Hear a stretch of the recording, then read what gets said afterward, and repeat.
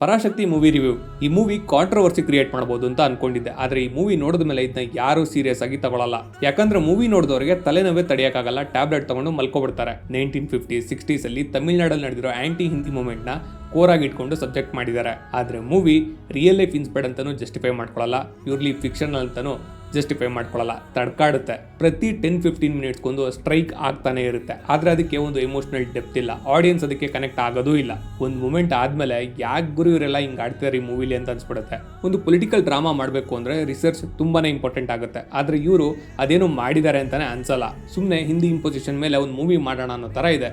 ಶಿವಕಾರ್ತಿಕೇಯನ್, ಶ್ರೀಲೀಲಾ, ಅಥರ್ವ, ಜಯಂ ರವಿ ಇವ್ರ ಆಕ್ಟಿಂಗ್ ಬಿಟ್ರೆ ಮೂವಿಲಿ ಏನೂ ಸರಿ ಇಲ್ಲ, ಚೆನ್ನಾಗಿದೆ ಅನ್ಸೋದು ಇಲ್ಲ.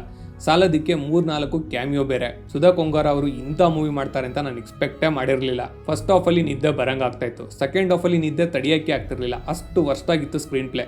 300 ರೂಪೀಸ್ ದುಡ್ಡು ವೇಸ್ಟು, 2.5 ಗಂಟೆ ಟೈಮು ವೇಸ್ಟು. ಈಗ ನಾನು ಟ್ಯಾಬ್ಲೆಟ್ ತೊಗೊಂಡು ಸ್ವಲ್ಪ ಹೊತ್ತು ಮಲ್ಕೊಳ್ತೀನಿ. ಇದು ಹಾನೆಸ್ಟ್ ರಿವ್ಯೂ ಅಂತ ಅನ್ಸಿದ್ರೆ ಲೈಕ್ ಮಾಡಿ, ಆದಷ್ಟು ಶೇರ್ ಮಾಡಿ, ನನ್ನ ಪೇಜ್ನ ಫಾಲೋ ಮಾಡಿಲ್ಲ ಅಂದರೆ ಫಾಲೋ ಮಾಡಿ.